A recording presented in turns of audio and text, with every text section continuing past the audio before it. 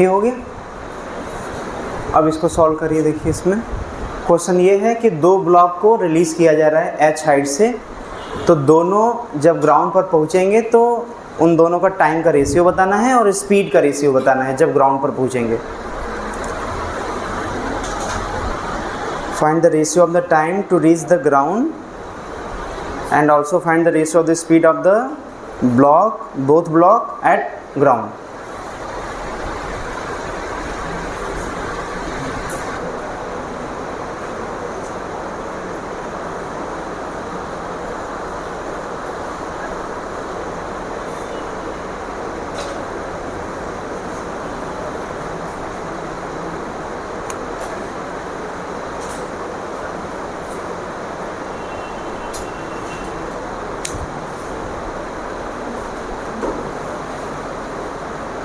रुक गया था क्या? रुक गया था क्यों? रिकॉर्डिंग नहीं हो रहा था? लिखा हुआ आ गया था, कट गया था।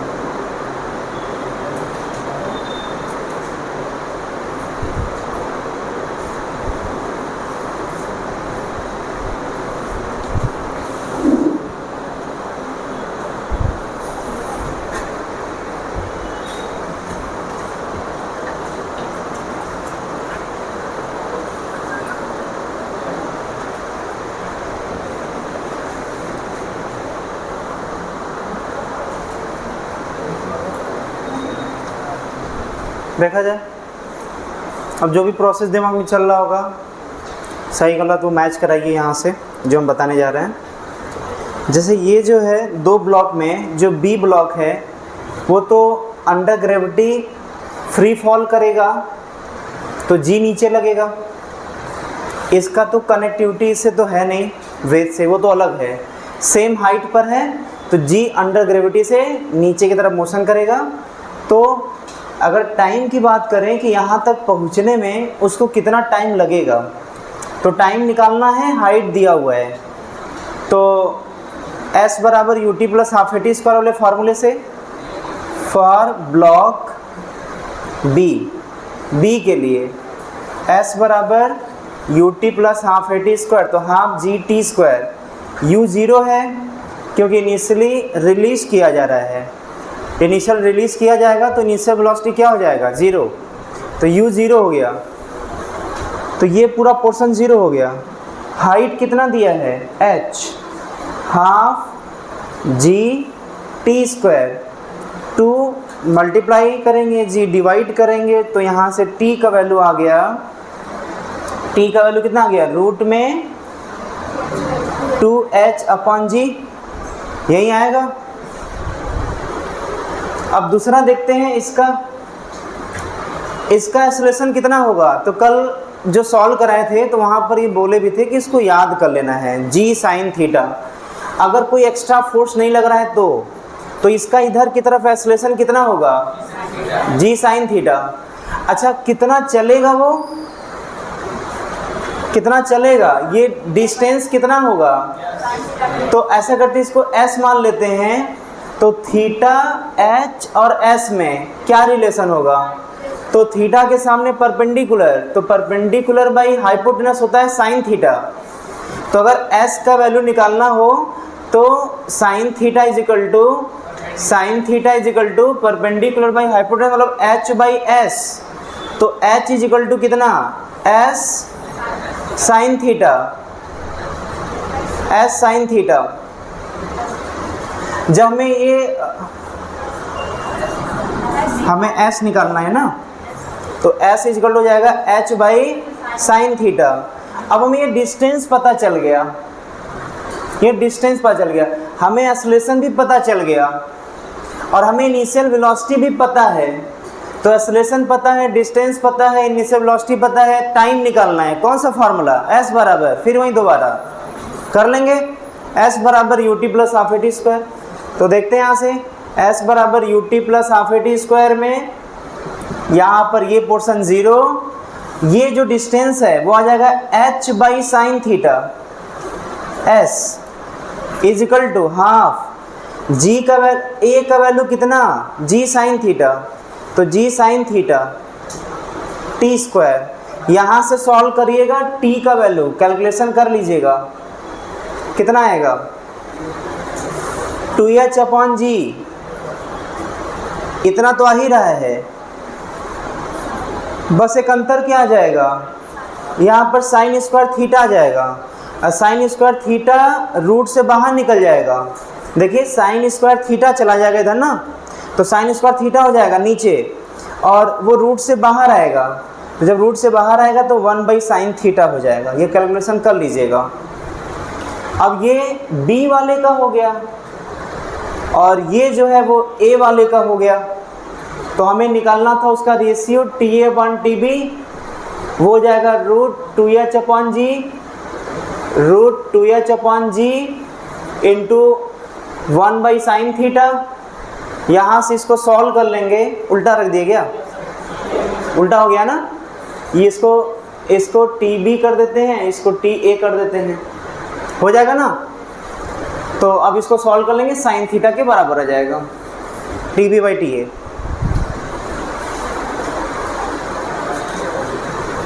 मतलब कौन जल्दी पहुंचेगा ग्राउंड पर, इससे क्या लग रहा है, TB इक्वल टू क्या हो गया, TB equal to TA sine theta. पहले कौन पहुंचेगा ग्राउंड पर, देखिए जब भी TB आएगा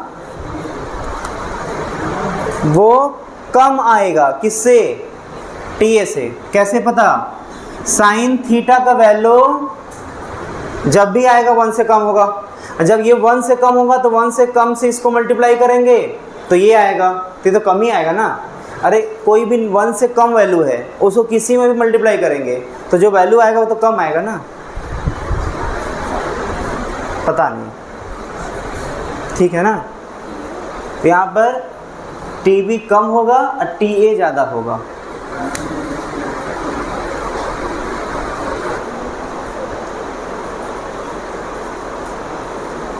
जैसे एग्जाम्पल के तौर पर sine 30 into 5 is equal to 10 is equal to 5 आएगा। तो कौन ज़्यादा है, 10 ज़्यादा है कि 5 ज़्यादा है। अरे इसमें भी दिक्कत है क्या भाई, कोई ज़्यादा कौन है, अगर 10 5 में 10 बड़ा है लेकिन मल्टीप्लाई करें तो इक्वल हो जाएगा, साइन 30 जाएगा, साइन 30 जैसे जिसको कन्फ्यूजन हो रहा है कि इसमें से कौन ज़्यादा होगा, हम उसी का एग्जांपल यहाँ लेके बता रहे हैं कि अगर 5 10 साइन 30 1/2 होता है तो 1/2 इंटू 10 5 हो गया। तो ये ज़्यादा है कि ये ज़्यादा है, फेंक देंगे बाहर चले जाएंगे। ये गधेदास इसमें पूछ रहे हैं कौन ज़्यादा है। कोई 10 थप्पड़ मारेगा, कोई 5 थप्पड़ मारे, बराबर है तो 10 थप्पड़ ले लीजिएगा, उसमें अलग है ना। तब तो ज़्यादा कौन होगा, ये मतलब ये ज़्यादा।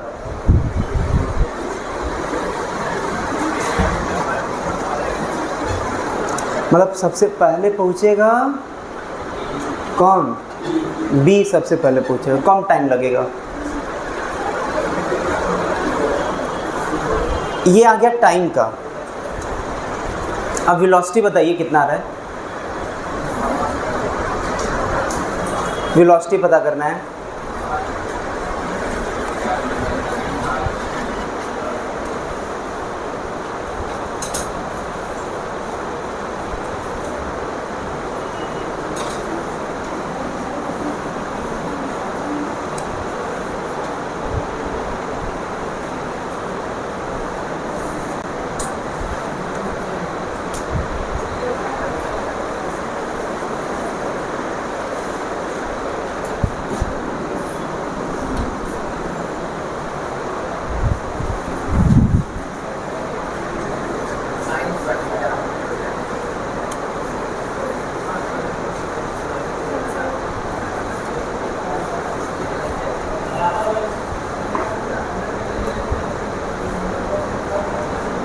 आ गया, बराबर आ रहा है क्या, देख लेते हैं, इधर देखते हैं। अच्छा, वेलोसिटी ऑफ b क्या होगा, तो u तो जीरो है, v बराबर u plus A T, u zero है, इनिशियल वेलोसिटी जीरो है, तो एक्सेलरेशन ऑफ b और जो टाइम लगेगा b को, ये आ गया वेलोसिटी ऑफ b। अब वेलोसिटी ऑफ a क्या होगा, तो a का एक्सेलरेशन और a को जितना टाइम लगेगा, यही तो रेशियो यही तो पूछ रहा है, vb बाई va यही पूछ रहा है,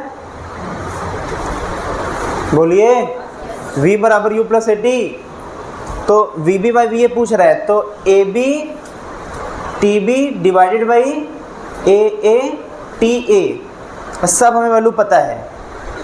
बताइए एक्सेलरेशन ऑफ b क्या है, एक्सेलरेशन ऑफ b का एक्सेलरेशन क्या है, g है, तो इसका एक्सेलरेशन g हो गया, और कितना टाइम लगा था, तो ऐसा करिए tb बाई ta का वैल्यू हमें पता है, ये वैल्यू पता है sine theta, tb by ta का वैल्यू यहाँ से निकाले हुए हैं, साइन थीटा, पूरा साइन थीटा रख दिया, कितना होगा acceleration of a, acceleration of a कितना है, जी साइन थीटा,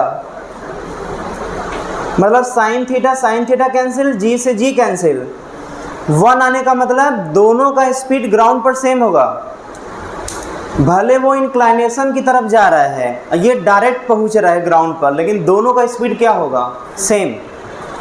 और वो थीटा पर डिपेंड कर रहा है क्या, नहीं कर रहा है, भले देर में पहुंचेगा, ये भले देर में पहुंचेगा, ये जल्दी पहुंचेगा, लेकिन दोनों का स्पीड सेम होगा, वहां से आ रहा है। नोट कर ले जल्दी से, फिर आगे बढ़ते हैं।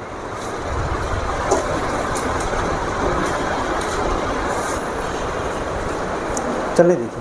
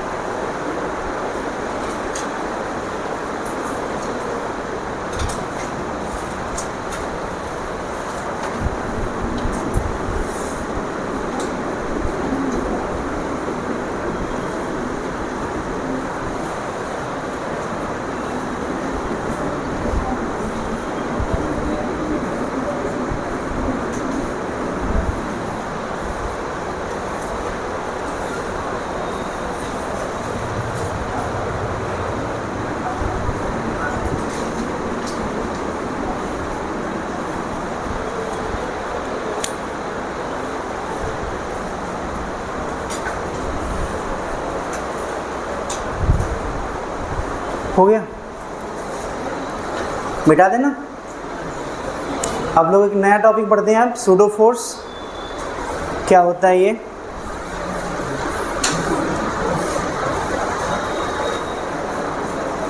सूडो का मतलब होता है पी, इसमें साइलेंट रहता है, पी साइलेंट होता है, सूडो फोर्स बोलते हैं। और सूडो का मतलब होता है जो रियल में ना हो, इसको ये भी कहा जाता है झूठा फोर्स, मतलब ये फोर्स है ही नहीं। या ये भी कहा जाता है अपरेंट फोर्स, मतलब ये ऐसा एपियर होता है लेकिन वो प्रैक्टिकली होता नहीं है। अभी आगे बढ़ते हैं, कुछ बताते हैं एग्जाम्पल के साथ तो ज़्यादा समझ में आएगा। फिलहाल क्या पढ़ने जा रहे हैं हम लोग? सूडो फोर्स क्या कहा जा सकता है और किस नाम से? Apparent force.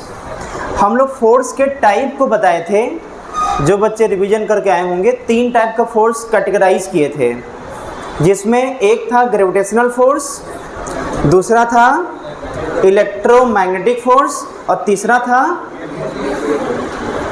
तीसरा भूल गए, न्यूक्लियर फोर्स।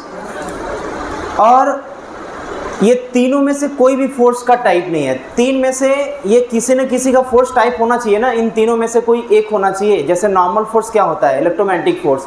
टेंशन क्या होता है? Electromagnetic force. वैसे ये भी कोई ना कोई 3 में से एक का टाइप होना चाहिए था, लेकिन ये जो है एक्चुअल फोर्स होता ही नहीं है, रियल फोर्स नहीं होता है। बस इसको जो है हम लोग क्वेश्चन या न्यूटन्स लॉ के एप्लीकेशन में इसका यूज़ करते हैं। सूडो फोर्स को जानने से पहले 2 टर्म जानना पड़ेगा, इनर्शियल फ्रेम और नॉन इनर्शियल फ्रेम क्या क्या होता है। अच्छा, फ्रेम क्या होता है? ये 1D मोशन जब स्टार्ट किए थे तभी बता दिए थे। ऑब्जर्वर मतलब देखने वाला, जिस भी फ्रेम में बैठ करके ब्लॉक को देखेगा वो फ्रेम रेफरेंस फ्रेम कहलाता है। जैसे ऑब्जर्वर साइकिल पर बैठ करके किसी ब्लॉक को देख रहा है तो उसका फ्रेम साइकिल हो जाएगा। वो ट्रेन में बैठ करके देख रहा है किसी ब्लॉक को तो उसका रेफरेंस फ्रेम ट्रेन हो जाएगा। तो यहाँ पर रेफरेंस फ्रेम भी 2 टाइप का होता है, एक इनर्शियल फ्रेम और दूसरा नॉन इनर्शियल फ्रेम। तो यहाँ पर लिखा जा सकता है, लिखिए पहले ये हेडिंग दे दीजिए, इसमें हेडिंग ये लिखिए, सूडो फोर्स या अपरेंट फोर्स।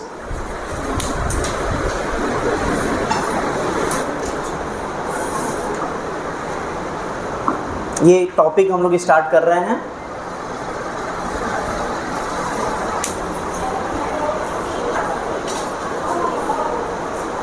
अब इसमें जो है इस टॉपिक को समझने से पहले हम लोग रेफरेंस फ्रेम के बारे में समझ लेते हैं। देयर आर 2 टाइप ऑफ, लिखते जाएंगे, देयर आर 2 टाइप ऑफ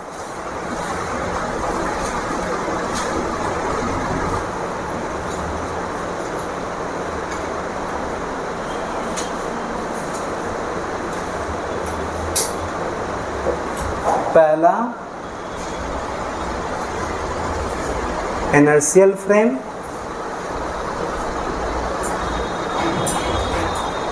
दूसरा नॉन इनर्शियल फ्रेम।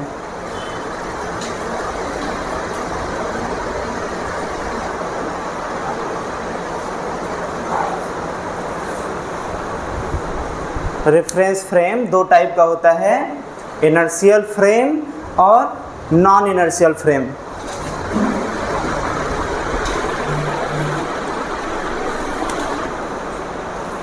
पहला जो इनर्शियल फ्रेम है उसके बारे में लिख लेते हैं,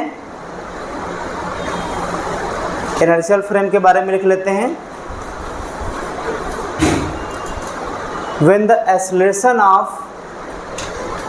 when acceleration of frame will be 0, when acceleration of frame will be 0,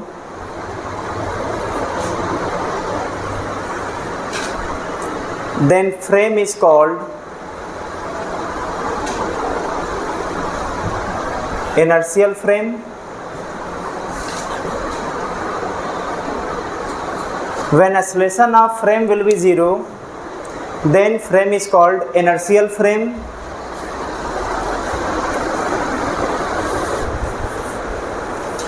ये तो उसका डेफिनेशन हो गया।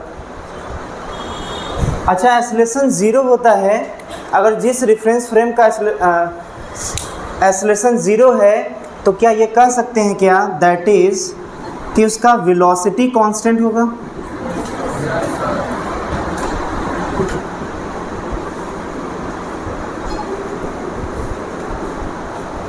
वेलोसिटी विल बी कांस्टेंट, मतलब वेलोसिटी कांस्टेंट होगा या तो फ्रेम रेस्ट में होगा, ये भी कहा जा सकता है ना, या तो फ्रेम रेस्ट में होगा।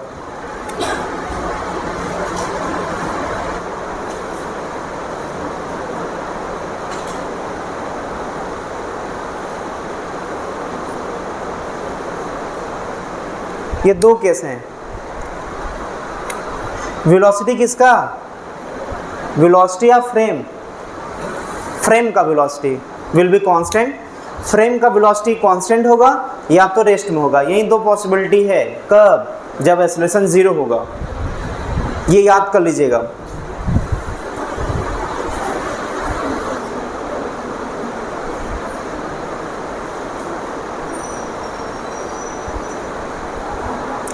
इसका जो है नॉन इनर्शियल फ्रेम क्या होगा? नॉन इनर्शियल फ्रेम, इसमें इसका अपोजिट डेफिनेशन लिख देंगे। क्या लिखेंगे? When acceleration of the frame will not zero, इसमें तो ज़ीरो है, उसमें ज़ीरो नहीं होगा, then frame is called non inertial frame. ये दूसरे वाले का लिख लीजिए, क्या हो जाएगा? When acceleration of frame will not zero, will not zero मतलब एक्सेलरेशन होगा, then frame is called non inertial frame.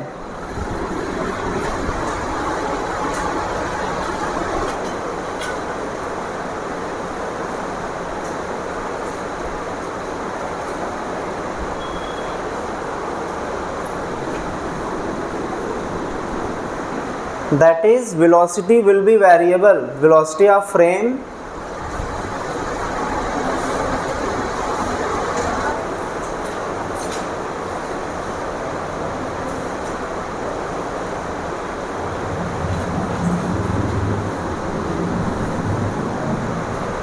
that is velocity of frame will be variable, velocity जो है फ्रेम का वो वेरिएबल होगा।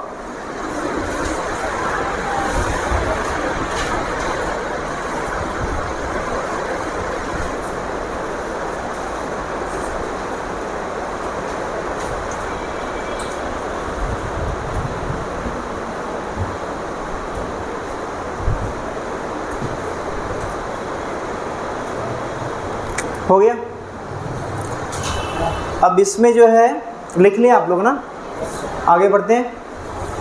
जैसे मान लेते हैं कोई पार्टिकल या फ्रेम जो है, पार्टिकल नहीं फ्रेम, वो राउंड में मोशन कर रहा है, मतलब सर्कुलर मोशन कर रहा है, तो वो फ्रेम एनर्जी वो भी कांस्टेंट स्पीड से, मतलब ये लिख लिया है ना। अब इसी का एग्जांपल एक लेने जा रहे हैं, किसका? नॉन इनर्शियल फ्रेम का। देखते हैं।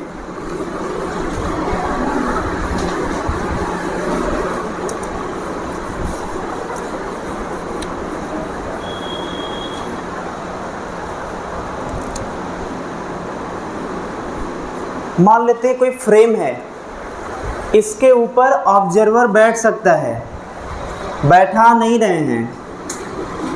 इस फ्रेम को किसी सेंटर के पॉइंट से, किसी सेंटर पॉइंट से सर्कुलर मोशन करा रहे हैं।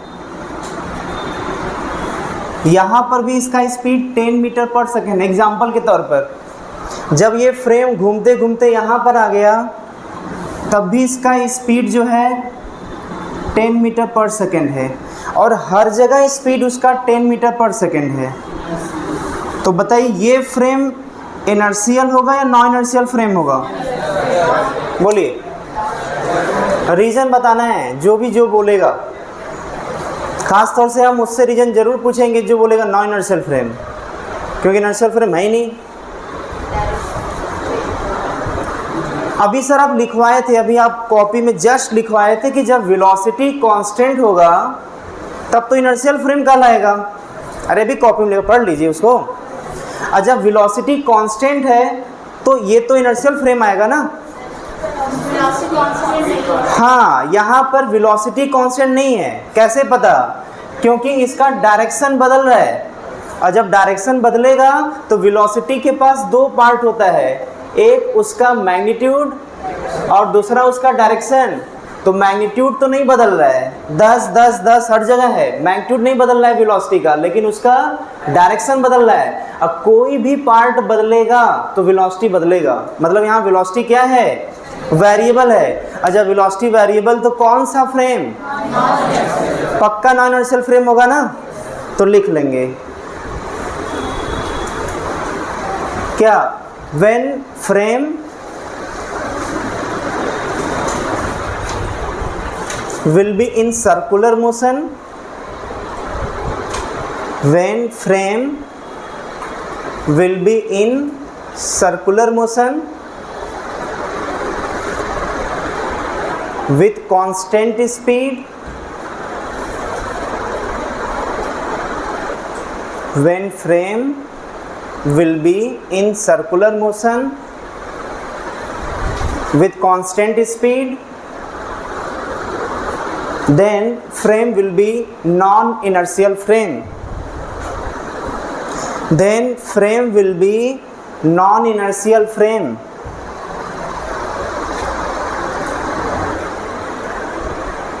Frame will be non-inertial frame because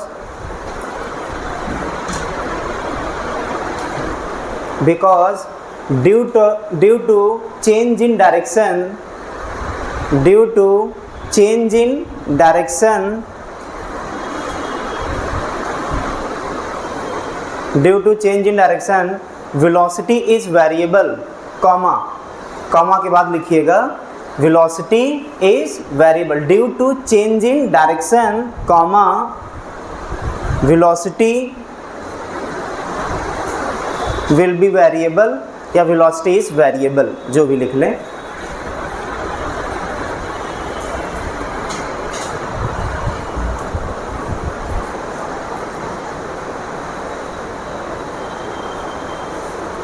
हो गया।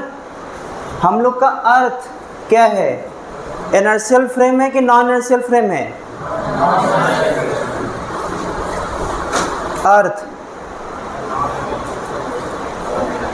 हम लोग का अर्थ क्या है? इनर्शियल फ्रेम या non inertial frame?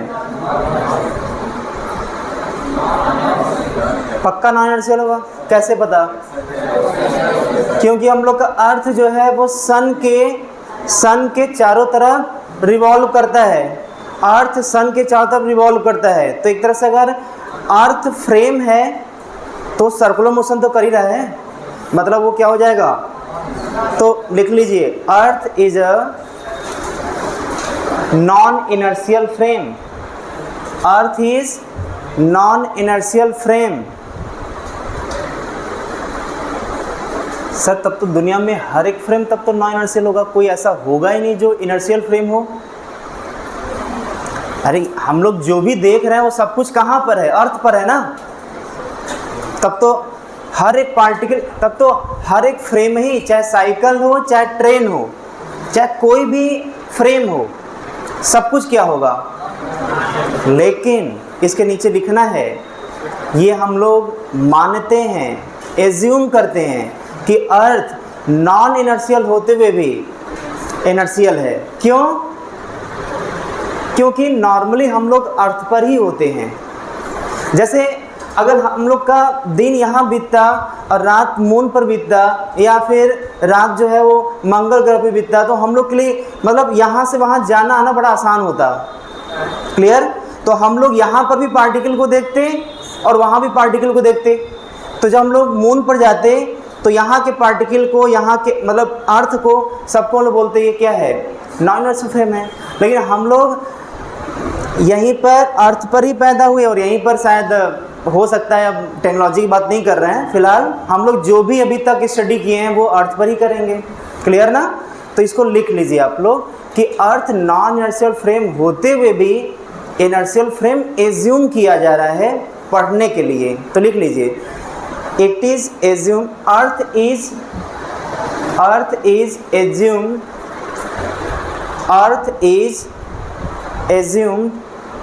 As a inertial frame.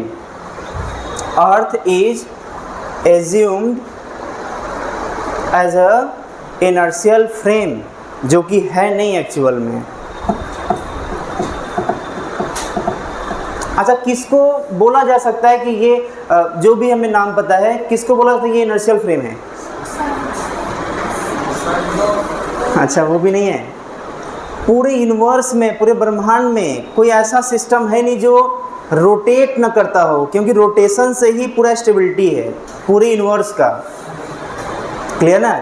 शायद सोलर सिस्टम किसके अंदर आता है? गैलेक्सी के। गैलेक्सी किसके अंदर आता है? किसी और सिस्टम के। वो सिस्टम किसी और सिस्टम के, सब एक सिस्टम के पार्ट हैं और सब रोटेट कर रहे हैं पूरे यूनिवर्स में, और उसी से पूरा यूनिवर्स बैलेंस है, कोई रुका नहीं है। क्लियर ना? ठीक है, फिलहाल हम आते हैं अपने सूडो फोर्स पर। तो सूडो फोर्स, ये फोर्स तभी अप्लाई होगा जब ऑब्जर्वर नॉन इनर्शियल फ्रेम में बैठेगा। मतलब एक शब्द सुन लेते हैं, हम आगे तो क्वेश्चन करवाएंगे ही। अभी क्या बोले हम? सूडो फोर्स कब लगेगा? सूडो फोर्स कब लगेगा? जब ऑब्जर्वर, मतलब देखने वाला, कहाँ पर बैठ जाए? नॉन इनर्शियल फ्रेम पर बैठ जाए। याद कर लीजिए, सूडो फोर्स कब लगेगा? जब ऑब्जर्वर ऐसे फ्रेम में बैठे जो नॉन इनर्शियल फ्रेम हो। सूडो फोर्स का फॉर्मूला क्या होता है? सूडो फोर्स का फॉर्मूला F बराबर minus m into a. Minus का भी कुछ मतलब है। F is equal to minus m a. इसको एग्जाम्पल समझते हैं। जैसे ये फ्रेम हो गया जिसका एक्सेलरेशन a है और ये ऑब्जर्वर इसके ऊपर बैठा हुआ है। क्लियर? और एक ब्लॉक है a, इसका वेलोसिटी जो है वो इधर की तरफ v है। क्लियर? इसको प्रैक्टिकली कैसे इमेजिन किया जा सकता है? मतलब इसको प्रैक्टिकली इमेजिन करिए, जैसे कोई स्कूटर पर बैठा हुआ है। किस पर बैठा है? स्कूटर कैसा है? इलेक्ट्रिक नहीं भाई, एक्सेलरेटेड बोलना है, कंपनी का नाम या टाइप्स ऑफ स्कूटर नहीं। स्कूटर जो है एक्सेलरेट हो रहा है, मतलब उसको एक्सेलरेट कर रहे हैं। प्रैक्टिकली दिमाग में बिठा लीजिए, स्कूटर किधर जा रहा है? इधर की तरफ, रोड पर ही जा रहा है, और एक बगल में रोड पर ही ब्लॉक है जिसका वेलोसिटी v है, या बस मान लेते हैं, बस का कांस्टेंट वेलोसिटी v है। तो यहाँ पर जो है, और इसका ब्लॉक का या बस जो भी है, इसका मास m है। तो अगर ऑब्जर्वर ऐसे फ्रेम में बैठा जिसका एक्सेलरेशन है, मतलब ये फ्रेम नॉन इनर्शियल फ्रेम है, और जब नॉन इनर्शियल फ्रेम में ऑब्जर्वर बैठेगा तो वो ऑब्जर्वर जिसका स्टडी करेगा उसके ऊपर सूडो फोर्स लगाएगा। पता नहीं, क्वेश्चन जब करवाएंगे ज़्यादा क्लियर होगा, लेकिन फिलहाल ये भी सुनना कठिन नहीं है। क्या बोले? ऑब्जर्वर नॉन इनर्शियल फ्रेम में बैठेगा तो सूडो फोर्स आएगा। ये तो भी जस्ट इसके पहले ही बताए थे। ऑब्जर्वर नॉन इनर्शियल फ्रेम में बैठेगा तो सूडो फोर्स आएगा। वो सूडो फोर्स किसके ऊपर लगेगा? जिसको वो देखेगा। ये किसको देख रहा है? ब्लॉक को। तो सूडो फोर्स किसके ऊपर लगेगा? जिसको वो देखेगा। वो किसको देख रहा है? ब्लॉक। तो सूडो फोर्स किसके ऊपर लगेगा? ब्लॉक पर लगेगा। और जो ब्लॉक पर सूडो फोर्स लगेगा वो किधर लगेगा? तो बोलेंगे जिधर फ्रेम या ऑब्जर्वर का एक्सेलरेशन है उसके अपोजिट। माइनस का मतलब क्या हुआ? कि जो ऑब्जर्वर का एक्सेलरेशन है उसके जस्ट अपोजिट, मतलब ये सूडो फोर्स अपोजिट लगेगा, m इंटू ए। अभी वेलोसिटी थोड़ा कॉम्प्लिकेटेड हो जाएगा, हम सिंपल एग्जांपल लेते हैं। अभी ये रेस्ट में था फिलहाल हम लोग की रिस्पेक्ट में। जैसे हम लोग ऑब्जर्वर अर्थ पर बैठ गए तो हम लोग देख क्या रहे हैं, ये फ्रेम ए एक्सेलरेशन से आगे बढ़ रहा है और ये जो है रुका हुआ है। हम लोग देख रहे हैं जो अर्थ पर बैठा है, लेकिन हम लोग अब अर्थ पर से उठ करके चले आए इस फ्रेम में, मतलब अभी आए और इस पर बैठ गए, जिसका एक्सेलरेशन कितना था, ए था। तो अगर हम यहाँ पर बैठ करके, अच्छा अभी इसके पहले कहाँ बैठे थे, ग्राउंड पर, तो एक रेस्ट में दिख रहा था।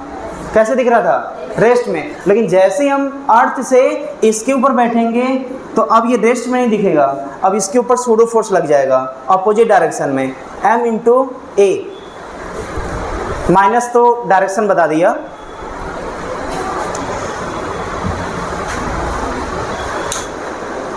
अच्छा F बराबर ma में सब कुछ क्लियर होगा। हम जब एग्जाम्पल लेंगे ना, वो एग्जाम्पल लेंगे जो हम लोग क्वेश्चन सॉल्व कर चुके हैं, उसको हम लोग सॉल्व कर चुके हैं बेसिक से, उसी को हम लोग सॉल्व करेंगे सूडो फोर्स से भी, और दोनों का आंसर सेम आएगा।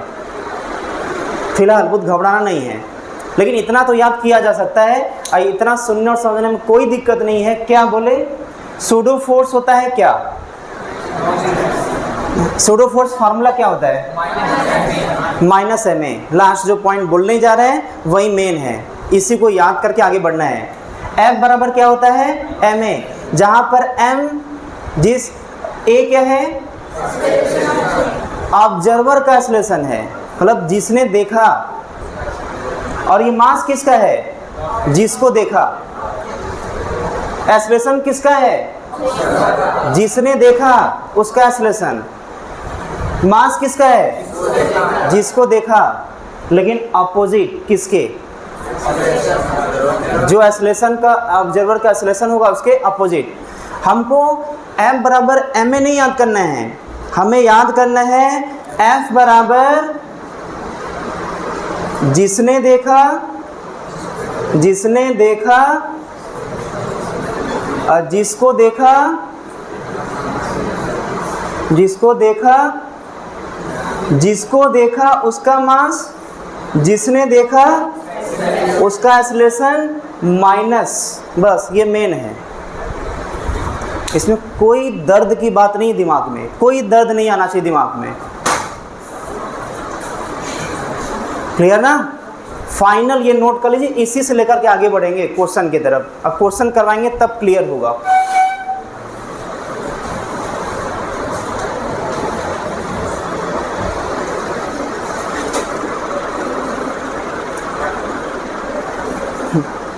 सब जब मन करता तब आ जाते हैं, पता है कि सर कुछ बोलते ही नहीं है, क्या दिक्कत है।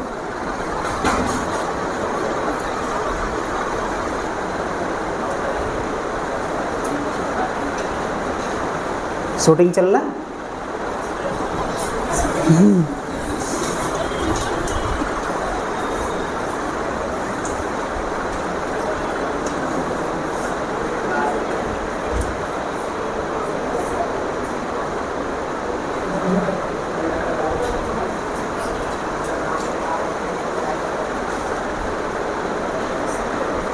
क्या हम भी बता सकते हैं, पूछिए। चैनल को, अच्छा इसमें वो टी सीरीज है। अरे बता चुके हैं ना, आप सर्च करिएगा physics by Rajeev sir sky tutorial, तब आएगा। स्काई ट्यूटोरियल नहीं सर्च करेंगे तो कनेक्ट नहीं कर पाएगा उस चैनल को। क्लियर ना,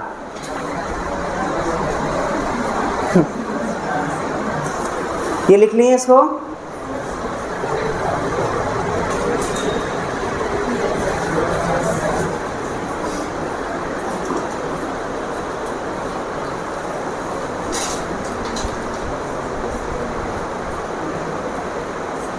मिटा दें, ठीक है। तो मिटाने के बाद जो है फिर से दोबारा पूछेंगे सूडो फोर्स बराबर क्या होता है। माइनस हमें नहीं बोलना है, तब तो गलत हो जाएगा। फॉर्मूला याद करना इंपॉर्टेंट नहीं, उसका टर्म समझना इंपॉर्टेंट है। क्या है, F बराबर माइनस क्या, जिसको देखा उसका मास, जिसने देखा उसका एक्सेलरेशन। दिमाग में बैठाएंगे, क्वेश्चन सॉल्व करेंगे, हो जाएगा। आगे बढ़ते हैं, इसका इंपॉर्टेंस देखते हैं, क्या इसका इंपॉर्टेंस है, इधर देखते हैं। जैसे मान लेते हैं एलिवेटर है और इसका एक्सेलरेशन a है, ब्लॉक यहाँ पर रखा है m, तो क्वेश्चन है find force on block due to surface. Find force on block, block पर फोर्स पूछ रहा है सरफेस के द्वारा। ये एलिवेटर जो है वो ऊपर की तरफ जा रहा है, एलिवेटर ऊपर की तरफ मूव कर रहा है ए एक्सेलरेशन से। बताइए क्या होगा।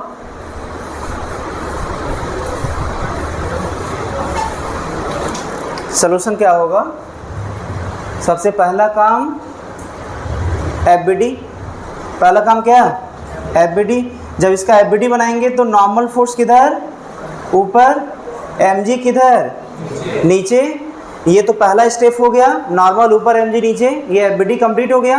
दूसरा स्टेप क्या होता है, देखना पहचानना एक्सेलरेशन किधर है, एक्सेलरेशन किधर है, ऊपर के डायरेक्शन में कितना है, ए है। ज़्यादा फोर्स कौन होगा, नॉर्मल की एमजी, तो नॉर्मल ज़्यादा होगा तो इक्वेशन क्या बनेगा, n minus m g equal to m into a. यहाँ से आ जाएगा normal equal to m g plus m a या m g plus a. Clear, ये नॉर्मल आ गया। ये तो हो गया बेसिक तरीके से, बेसिक जो हम लोग पहले जानते थे। अब हम लोग इसको यही क्वेश्चन सॉल्व करेंगे सूडो फोर्स से। देखते हैं, सिंपल एग्जांपल है, ये सबको समझ में आएगा। जैसे अगर बात करें इसमें सूडो फोर्स कब लगता है, जब ऑब्जर्वर नॉन इनर्शियल फ्रेम में बैठता है। तो यहाँ पर ऑब्जर्वर अगर बैठ जाए,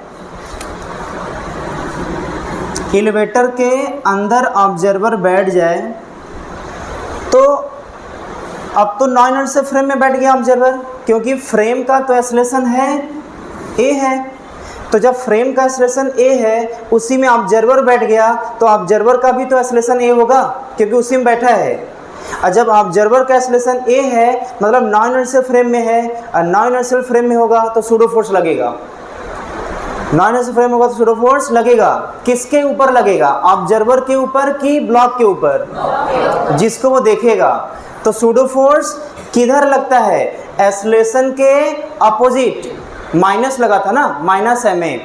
तो अगर एक्सेलरेशन ऊपर है तो सूडो फोर्स नीचे लगेगा, मतलब किधर लगेगा, नीचे की तरफ। डायरेक्शन क्लियर हो गया, जिधर एक्सेलरेशन उसके उल्टा सूडो फोर्स। अब इसका वैल्यू कितना होगा, तो मन में दोहराएंगे। जिसको देखा उसका मास, इसने किसको देखा, इसको देखा, तो इसका मास, इसका मास। किसका एक्सेलरेशन, जिसने देखा, मतलब इसका एम ए। अच्छा, मतलब एफबीडी में अभी तक हम लोग कांटेक्ट फोर्स और एमजी दो टाइप का फोर्स दिखाते थे। याद करिए, एफबीडी में एक दिखाते थे, चारों तरफ घूमते थे, जितने कांटेक्ट होते थे उतने फोर्स लगते थे, और एक फोर्स जो नहीं दिखता था, एमजी होता था, वो लगता था।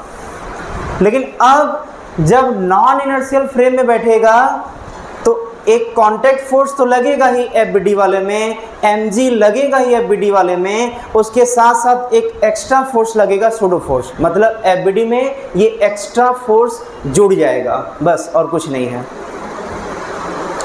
एफबीडी में एक एक्स्ट्रा फोर्स ये जुड़ने वाला है, कौन सा वाला, सूडो फोर्स, बस। बाकी सब कुछ तरीका पहले जैसा, बाकी सब तरीका पहले जैसा। अब देखते हैं पहला स्टेप क्या था। पहला स्टेप, अब न्यूटन्स लॉ पे आते हैं, बेसिक स्टेप पर। पहला स्टेप क्या था, एफबीडी बनाइए इसका एफबीडी। तो एफबीडी बनाएंगे तो नॉर्मल फोर्स किधर लगता है, ऊपर की तरफ, वही रहेगा, कुछ नहीं बदलने वाला। एमजी किधर लगेगा, नीचे के डायरेक्शन में, ये भी नहीं बदलने वाला।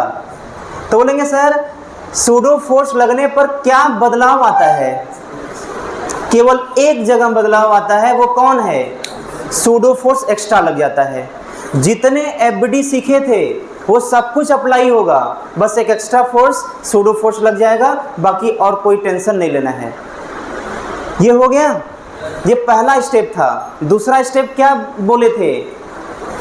देखना है, पहचानना है कि ब्लॉक कैंसलेशन किधर है। तो गदेदास करमचंद्र गांधी, हम लोग अगर बाहर से देखेंगे तब तो ब्लॉक कैंसलेशन ऊपर की तरफ होगा, लेकिन ऑब्जर्वर बाहर नहीं बैठा है, ऑब्जर्वर उसके अंदर बैठा है, और जब उसके अंदर बैठा है तो ये ब्लॉक किधर जाते दिखाई देगा, ऊपर या नीचे? गलत। फिर दिमाग पे जोर दीजिए। जैसे ये क्या है, ये रूम क्या है? एलिवेटर है। ध्यान समझना है, ये रूम क्या है, और ये एलिवेटर किधर जा रहा है? ऊपर जा रहा है। हम क्या हो गए? ऑब्जर्वर। और ये जो स्टैंड है ये हो गया ब्लॉक। ये ब्लॉक जो कि रूम, जैसे जो बाहर बैठा रहेगा वो देखेगा कि ये एलिवेटर ऊपर जा रहा है। केवल एलिवेटर ही नहीं जा रहा है, हम लोग उसके अंदर बैठे हैं, हम लोग भी ऊपर जा रहे हैं। तो हम ऑब्जर्वर इस स्टैंड को देख रहे हैं, तो हमारे रिस्पेक्ट में ये ऑब्जर्वर, ये स्टैंड किधर जा रहा है? ये नहीं जा रहा है कहीं। अच्छा, अगर हम ग्राउंड से देखते तो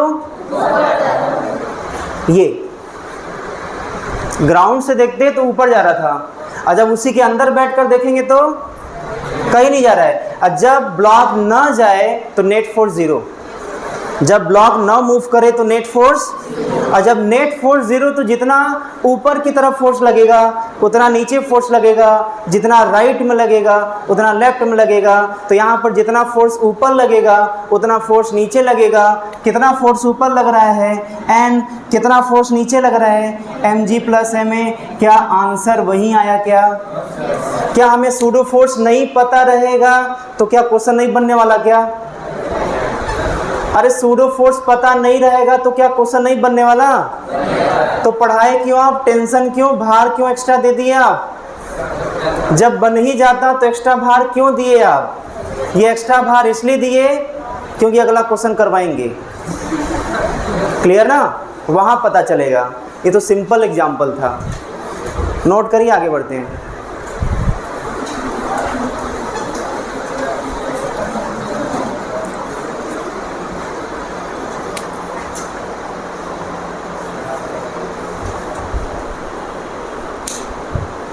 यहाँ पर भी हिंदी में लिख लीजिएगा आप लोग, या जो भी भाषा यूज़ करना, भोजपुरी, हिंदी, इंग्लिश, जो भी, ये ज़रूर लिखिएगा कि सूडो फोर्स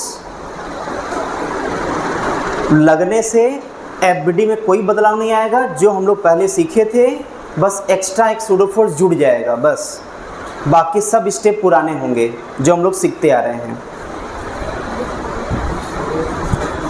सूडो फोर्स लगने से एफबीडी में एक एक्स्ट्रा फोर्स सूडो फोर्स लग जाएगा, बाकी सब पुराना तरीका जो हम लोग सीखे थे।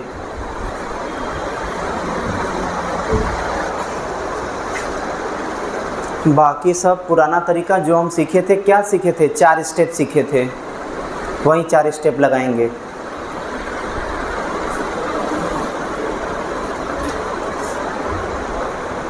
कोई लिख नहीं रहा है ना, हम लिखवाते हैं, इम्पॉर्टेंट है, बाद में फिर घबराएगा। आप लोग नोट करिए, फिर लिखवाते हैं।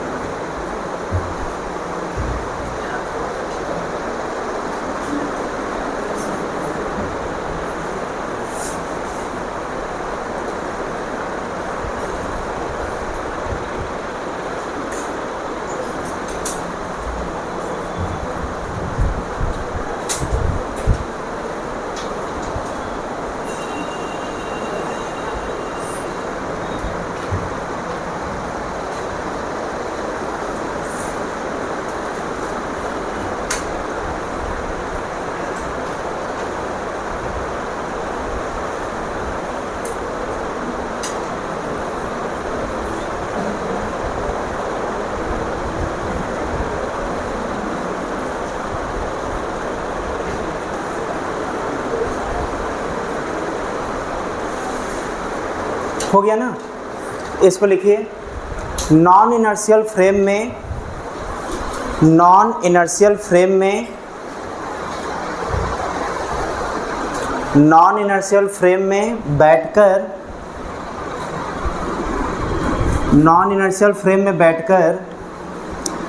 जब एफबीडी बनाएंगे, नॉन इनर्शियल फ्रेम में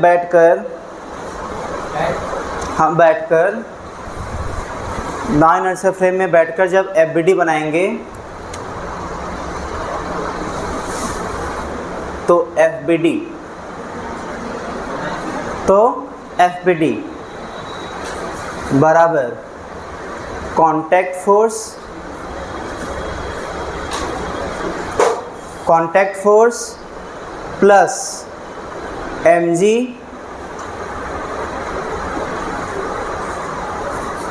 पहले से ही जानते हैं, प्लस सूडो फोर्स।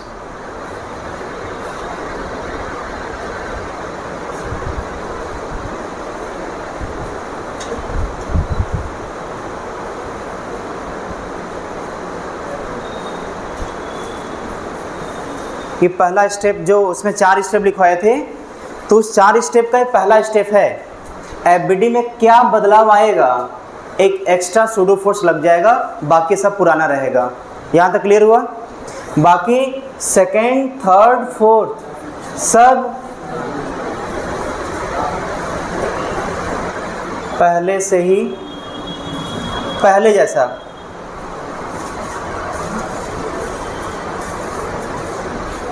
बाकी स्टेप कुछ भी नहीं बदलने वाला, सब कुछ पहले जैसा होगा, लेकिन ऑब्जर्वर अपने रेफरेंस से देखेगा।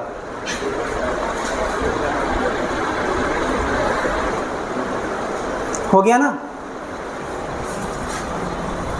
ठीक है, अब इसमें आते हैं क्वेश्चन पर। हाँ, एक बात और सर, जब ये दोनों तरीका आप बता दिए तो ये भी बता दीजिए एग्ज़ाम में या क्वेश्चन में कौन सा तरीका कहाँ पर लगाएंगे कि हमारे लिए आसान हो। मतलब इस तरीके से भी आ गया और इस तरीके से भी आ गया, तो कब वो तरीका ज़्यादा सही होगा, शॉर्टकट होगा, कब ये ज़्यादा सही होगा। तो जब ब्लॉक जिसका हम स्टडी करते हैं वो ऐसे ब्लॉक पर बैठा हो जो चल रहा हो। अभी तक याद करिए, जितने भी क्वेश्चन करवाए थे वो ब्लॉक जिसके ऊपर होता था वो नहीं चलता था। जितना भी पन्ना पलटना हो पलट लीजिए, उसमें चाहे जो भी एग्जाम्पल रहा होगा, अगर ब्लॉक के ऊपर ब्लॉक भी था तो चल नहीं रहा था। क्लियर ना? तो सूडो फोर्स कब ज़्यादा आसान होता है लगाना, जब जिस ब्लॉक का स्टडी करते हैं वो ऐसे सरफेस पर हो जो चले, तो वहाँ पर सूडो फोर्स ज़्यादा आसान होता है लगाना। क्लियर? इसका एग्जाम्पल क्या है? इसका एग्जाम्पल क्वेश्चन के फॉर्म में देखते हैं। क्वेश्चन है, एलिवेटर के अंदर इस ब्लॉक सिस्टम को रख दिया और ये जो है ऊपर की तरफ g/2 एक्सेलरेशन से जा रहा है। इसका मास m है और इसका मास 2m है। अब ये बताइए, इसके पहले तक क्या था कि ये यहाँ पर रुका रहता था, ये जितने से नीचे जाता था एक्सेलरेशन से, उतने एक्सेलरेशन से ही ऊपर जाता था। अभी तक ये क्वेश्चन करते थे, लेकिन अब ये तो अपने में मोशन करेंगे ही, लेकिन ये जिस फ्रेम में है ये भी चलने लगा। अभी तक ये नहीं चलता था, अब ये फ्रेम भी चलने लगा। तो ब्लॉक जिसमें रखा है अगर वो भी चलने लगे किसी एक्सेलरेशन से, ब्लॉक जिसमें रखा है वो भी चलने लगे, तो वहाँ सूडो फोर्स ही लगाना ज़्यादा आसान होता है। ऐसा नहीं बेसिक से नहीं आएगा, बेसिक से आएगा लेकिन आसान सूडो फोर्स होगा। तो क्वेश्चन क्या है इसमें लिखते हैं, find acceleration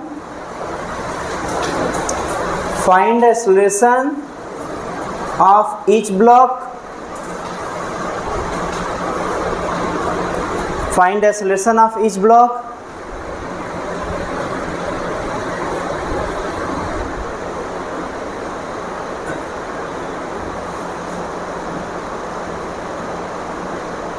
with respect to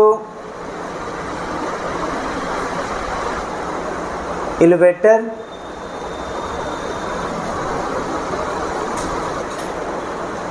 and tension string, tension in string.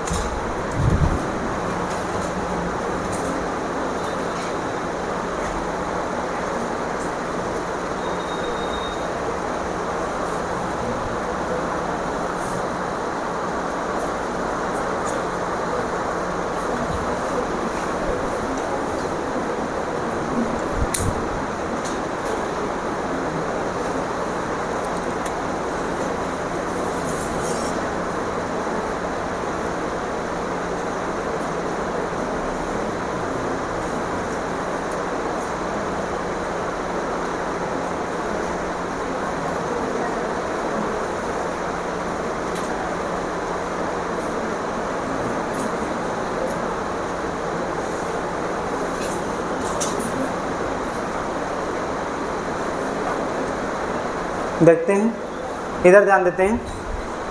देखिए, जो ब्लॉक मोशन में है वो ऐसे फ्रेम में बैठा है जिसका एक्सेलरेशन कुछ है, मतलब ये फ्रेम नॉन इनर्शियल फ्रेम है।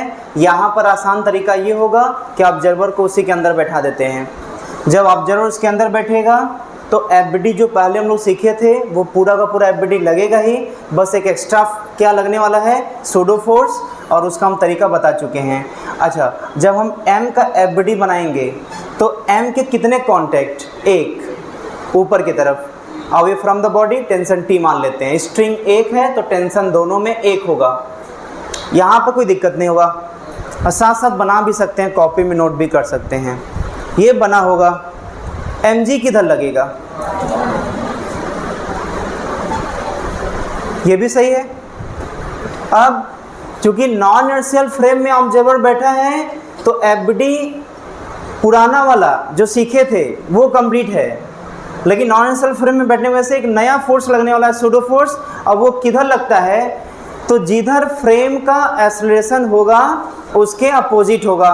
तो एक्सेलरेशन का फ्रेम ऊपर की तरफ है तो सूडो फोर्स नीचे लगेगा, और यहीं एक्सेलरेशन नीचे होता तो सूडो फोर्स ऊपर लगता, तो सूडो फोर्स नीचे लगेगा। क्या फॉर्मूला होगा, मास किसका, जिसको वो देखा, एक्सेलरेशन किसका, जिसने देखा। तो ऑब्जर्वर ने देखा, उसका एक्सेलरेशन g/2 है, ये लग गया, इसका एफबीडी कंप्लीट हो गया। अब बनाते हैं 2m का।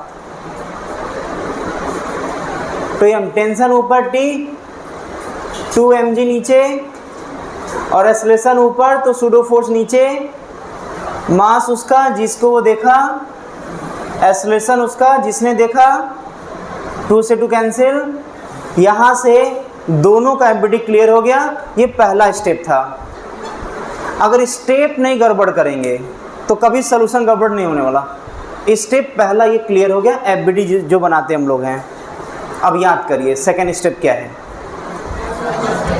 सेकंड स्टेप क्या है, देखना है, पहचानना है कि किस ब्लॉक का एक्सेलरेशन किधर होगा। चलिए बताइए, यहाँ पर इस पर लग रहा है 3 mg/2, जोड़िए दोनों को, 3 mg/2, इसको जोड़िए 3 mg। ज़्यादा फोर्स कौन है? ये फोर्स ज़्यादा है, तो ये नीचे के डायरेक्शन में होगा। तो अगर इसका एक्सेलरेशन नीचे होगा a, तो इसका एक्सेलरेशन ऊपर होगा a, क्योंकि ऑब्जर्वर उसी के अंदर बैठा हुआ है। ये भी पुराना स्टेप था, कुछ भी अभी तक नया नहीं सूडो फोर्स के अलावा। तीसरा स्टेप, एंगल पर होता तो कंपोनेंट तोड़ दे, एंगल पर है नहीं तो कंपोनेंट तोड़ेंगे नहीं। चौथा स्टेप क्या है? जिधर एक्सेलरेशन होगा उधर का फोर्स ज़्यादा, तो इसका एक्सेलरेशन किधर है? नीचे, तो नीचे का फोर्स ज़्यादा। कितना है टोटल फोर्स नीचे की तरफ? 2mg प्लस mg, ये हो गया minus t is equal to m into a, 2ma। इसका एक्सेलरेशन ऊपर है तो ऊपर का फोर्स ज़्यादा, मतलब t माइनस अपोजिट mg और अपोजिट mg/2, और ये बराबर हो गया ma। अब यहाँ से दोनों इक्वेशन को ऐड कर लेंगे। जब दोनों इक्वेशन जोड़ेंगे यहाँ पर तो t से t कैंसिल, ये आ जाएगा 3mg minus 3/2mg is equal to 3ma। देख लीजिए यहाँ से m कैंसिल, 3 कैंसिल, यहाँ से आ गया a और g माइनस g/2 आ गया।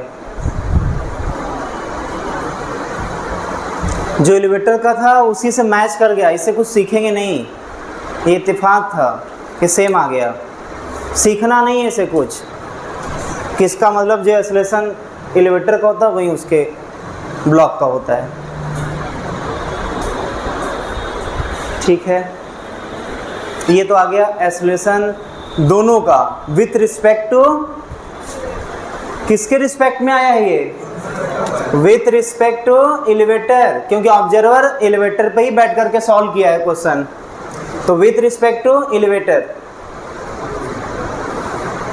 यही पूछ भी रहा था सर एग्जाम में विथ रिस्पेक्ट टू ग्राउंड पूछ देगा तब, कोई बात नहीं,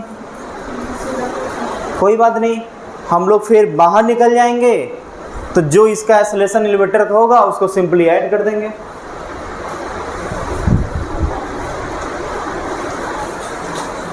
अब टेंशन पाना है तो किसी एक में रख देते हैं, जैसे इसको देखते हैं, यहाँ से t minus 3mg/2 is equal to m into a का वैल्यू g/2। यहाँ से t आ गया 2mg, नहीं आ रहा है 3mg आएगा, 2mg आएगा, टेंशन आएगा 2mg। किसी भी क्वेश्चन में रखेंगे, दोनों में से किसी में आंसर वही आएगा, 2mg ही आएगा।